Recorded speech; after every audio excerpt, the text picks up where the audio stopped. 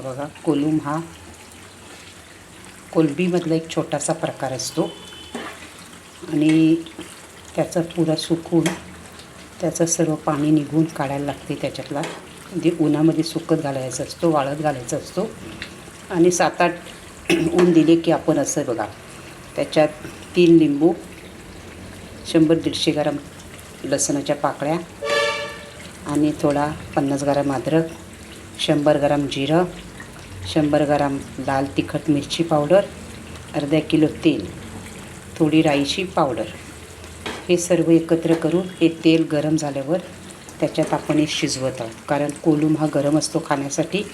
पावसाळ्यामध्ये त्याचा वापर केला जातो कडधान्याची भाजी वगैरे केल्यावरती.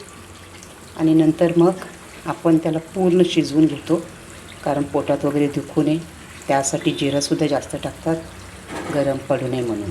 आणि बघ आता सर्व त्याच्या ज्या गुठ्या झाल्या होत्या, गाठी झाल्या होत्या, एकदम कडक कडक झाल्या होत्या, सर्व तेलामध्ये बघा मी फोडलेले आहेत. आणि कसा खायला बघा लाल भडक एकदम छान वाटतो. थोडा कढीपत्ता टाकलेला आहे, थोडी लाल मिरची सुकलेली ती त्याच्यात कापून टाकलेली आहे.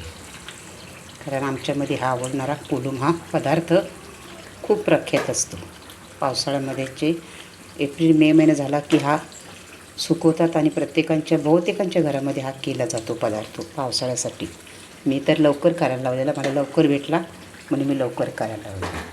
बघा किती छान वाटतं तो. तुमच्याकडे याला काय म्हणतात, तुम्ही अशी करतात का? कमेंट करा आणि मला सांगा.